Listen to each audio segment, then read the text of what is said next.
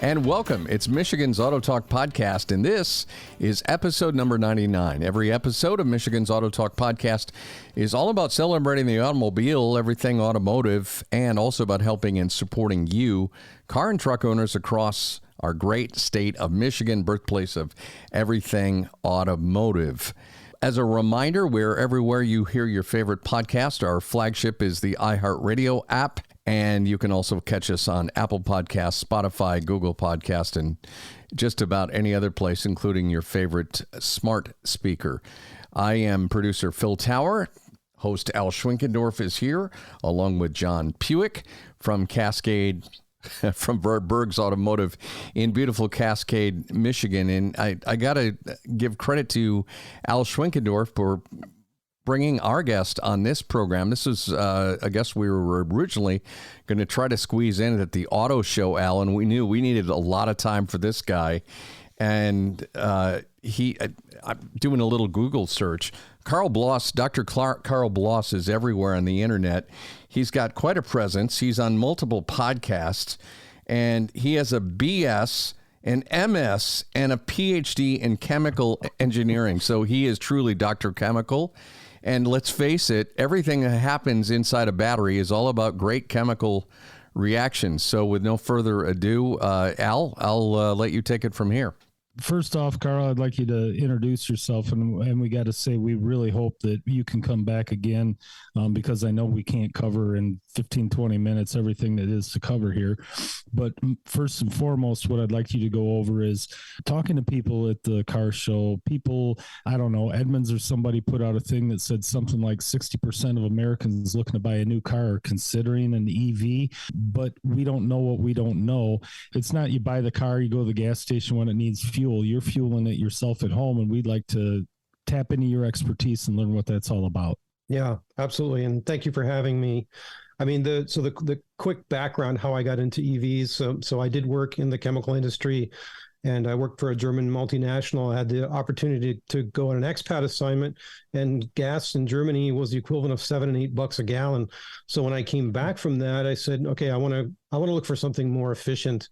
And that was the year 2014, and it was right about when the first commercial EVs were hitting the road. So the Nissan Leafs, the Chevy Volts. And so to make a long story short, I decided to buy an off-lease 2-year-old Nissan Leaf as my running around car just to see how it would work. We still had a gas minivan. And what I quickly found was that, first of all, my employer had free charging. So I was essentially driving for free. But even without that, just doing the math, I'm an engineer, I build spreadsheets. So I was doing the analysis, how much it would cost. And it was just so incredibly cheap. What ended up happening is we only used our minivan for road trips. And it got to the point where we were using it 2-3 times a year. And it kind of went from there. And then I got into a Tesla and other vehicles along the way. And then did this sort of thing as a outreach, for fun. I retired from the chemical industry, moved back to Michigan, where I was during part of my career, where we really love West Michigan. I live in Muskegon.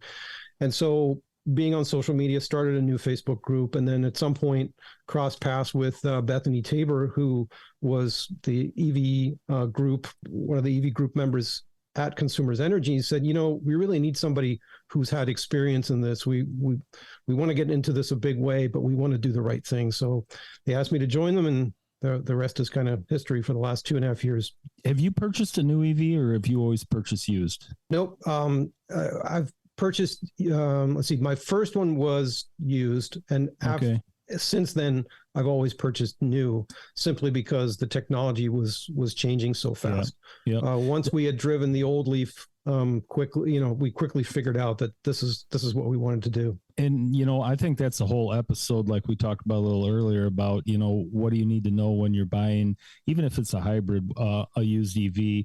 But what happens if I buy a new Tesla, or I buy a new Ford Mach-E, does it come with a charger in the trunk that I take home and plug into my wall, or how does the charging thing all work? Yeah, great question. So from day one, any EV can charge from a regular household outlet. And most of them do come with a 120 volt charging cord. So the one end goes into regular outlet, 20 amps, let's say. And then the other end has what's called a J1772 plug. That's a Society of Automotive Engineers standard SAE. So we call it the J plug. That's what goes into the charge port of an EV. But at that point, you're charging very slowly because that power outlet and that cable are limited in their power output. So you're looking at, something like what a hairdryer would be, 1,500 watts, something like that. So you're getting about 4 miles of range per hour of charging, or let's say 40, 50 miles overnight. Now, for some people, that's good enough. But for a lot of people, they say, well, I need a little bit more. So, that's fundamentally what you get with the vehicle. Now, there are exceptions.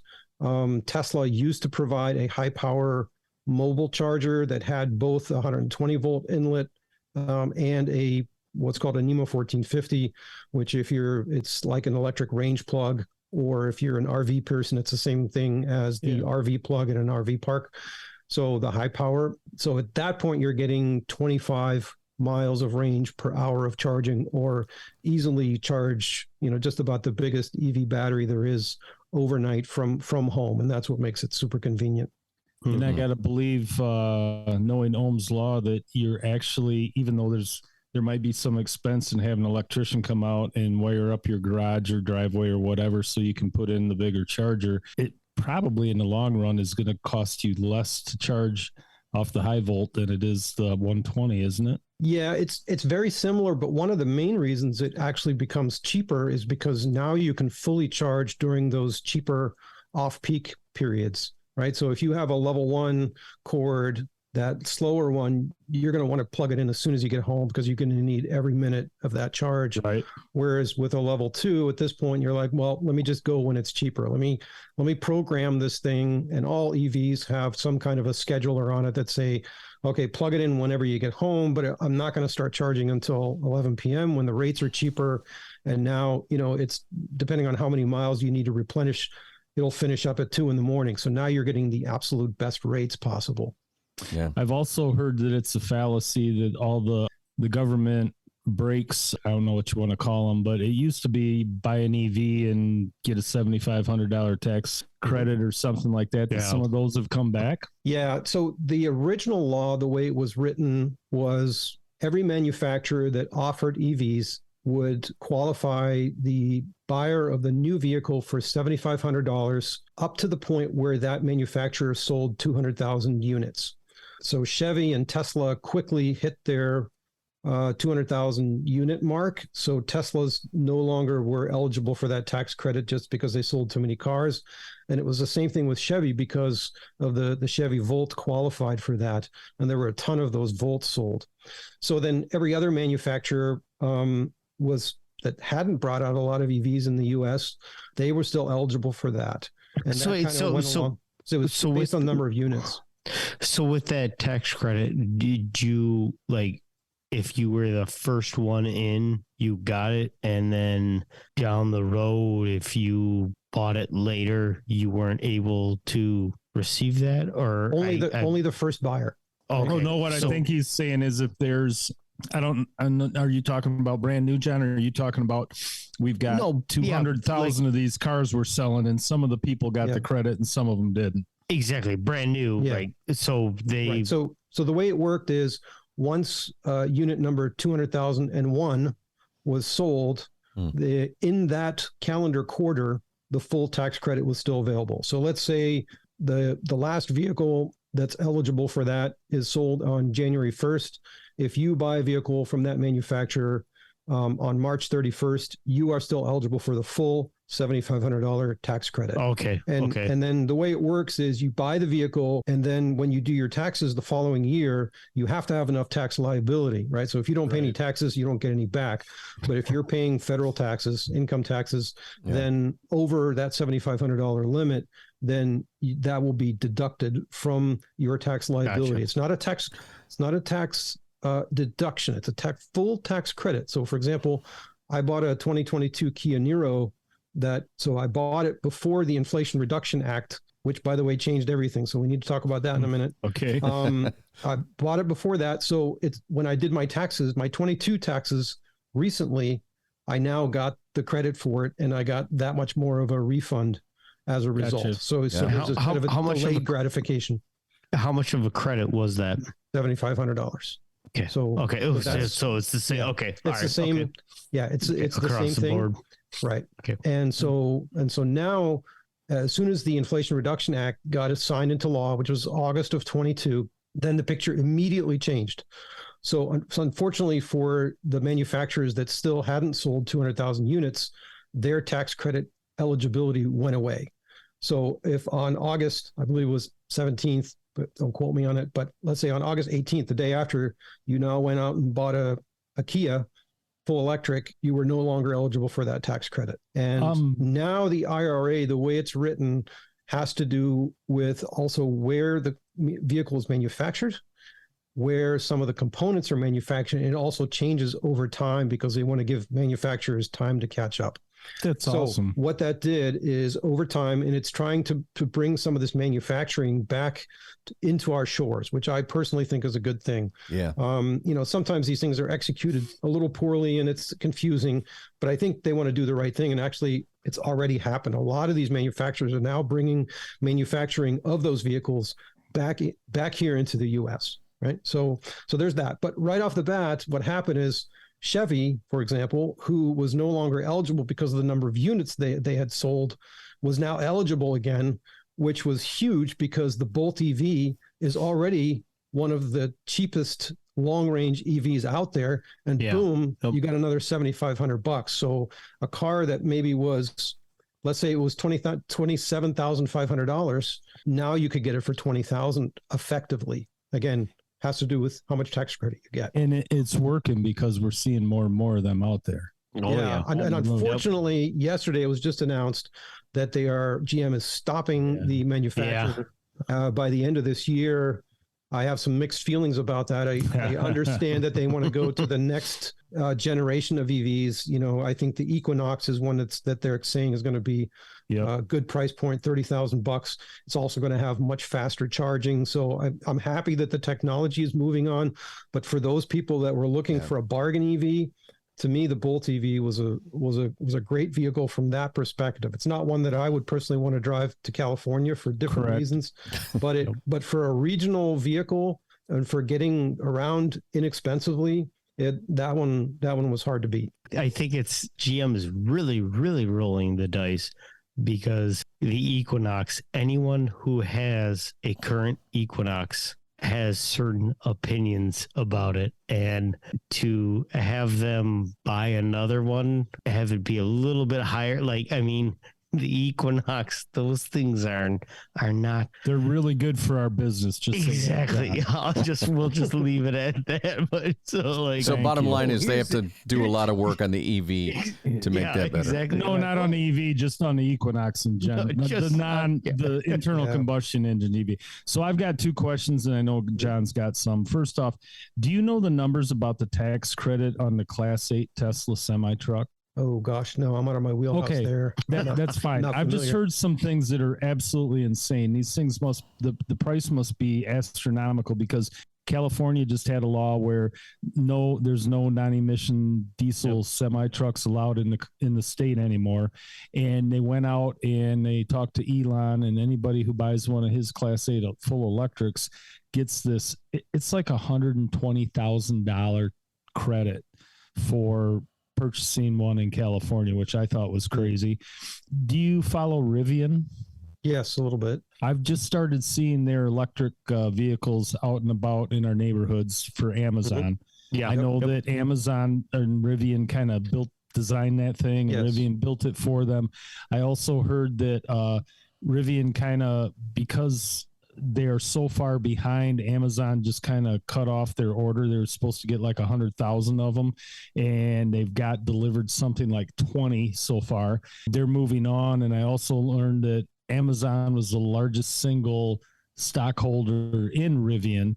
I'm kind of worried that even though we see more and more of their pickups and SUVs out on the road in our neighborhood every day, that maybe that's a company that's not going to be hanging in there so long. Yeah, I mean, I'm not sure about their fiscal viability, but what I do know is that the owners absolutely love them.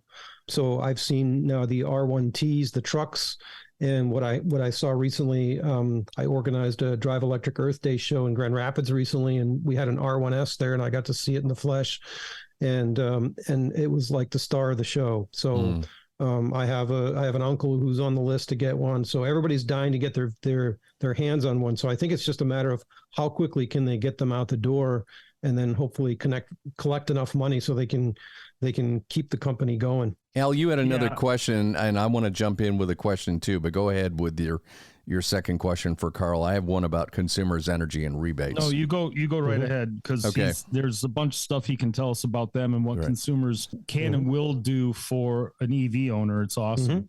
Karl, you in your position with consumers' energy, I think one of the probably overlooked areas when buying an EV. Obviously, everybody looks at the tax credit, but I know consumers in the past has offered rebates. There have been incentives.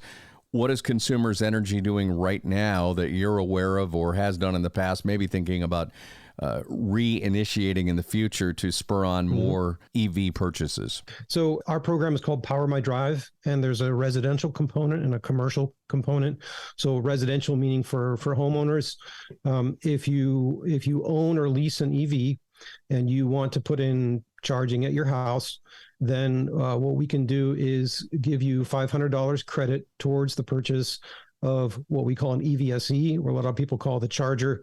It's the wall box that you plug into the high power outlet. So that's typically a $600 to $700 unit. So try to take some of the sting out of that. We will give you a $500 credit towards that. We are moving towards a permanent program. So we do have approval from the MPSC to continue this. This is currently a pilot program, and it's doing everything the MPSC has asked of us. So we are moving forward with a permanent program. It's going to change the terms slightly. We're looking at rebating the installation of the home circuit itself as opposed to the charger. I think we've learned everything that we want to learn from the network chargers. So now we can kind of move away from that and just rebate the installation of the home circuit itself. And as far as what that costs, we're finding a typical standard installation. And by standard, I mean, you don't have to upgrade your panel. You have a reasonable wire run. So, not hundreds of feet of wire. You don't have any trenching, anything like that. Let's say you can just go from your basement panel up to your garage with let's say 50 feet. I don't remember exactly the number. The average cost of something like that would be about $900 and something dollars. So we can give you $500 towards that. And again, that takes some of the sting out of it. Sure. The other thing we want is for people to charge overnight. So one of the questions we get often is, where's all this energy going to come from? Well, the reality is the demand at nighttime is so low that we can already charge all the EVs on the road now. But what we need people to do is to charge overnight. So what we do is we give preferential rates for charging overnight. And then we also have a program called the Smart Charging Incentive, where if we're trying to establish this habit, if you charge exclusively overnight, we're going to give you $10 a month for 12 months. If you charge only overnight, you get 3 times a month where you can charge on peak.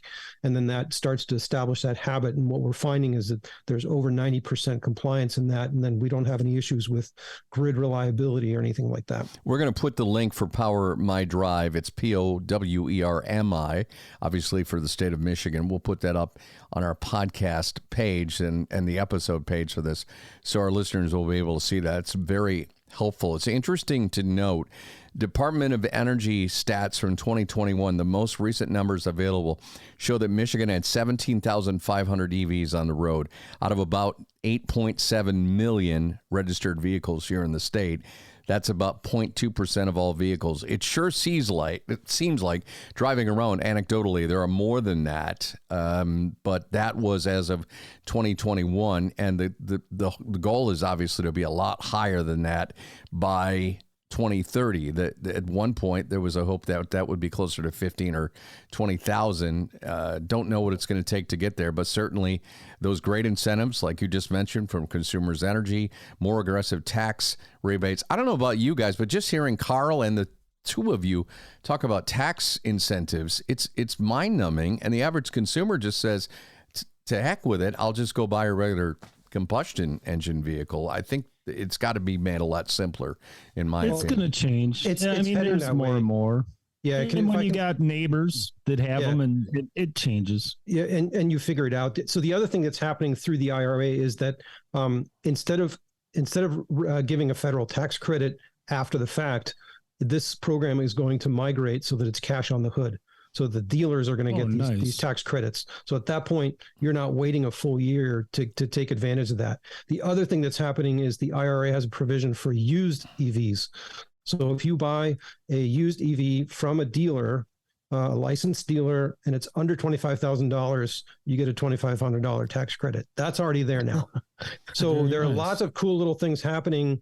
And the CPAs are becoming more aware. When I did my taxes this year, I was prepared to, tell my CPA everything, and they already knew. They're like, yep, we got the forms, we get it. There are enough people doing it. We have the experience. So, before you make any of these big dollar decisions, talk to your CPA and say, this is what I'm planning to do. What do you know about it? And they can help you. Great advice. And not only that, I think, like you said, if the federal government can find a way to pass that IRS rebate onto the dealers, so it's a one-stop thing, I think you're going to see numbers go up considerably. And I think it's really just a matter of doing the research, like you said, and starting with the guy who you pay once a year or whoever it would be to do your taxes. That's great advice. And just a couple of minutes left. Al, I don't know if you have anything else for Karl. Yeah, I do. Just the one and only thing, and this is for future talk, but something we didn't mention at all here, is there is a growing segment of the baby boomer gearheads that are moving to electric vehicles.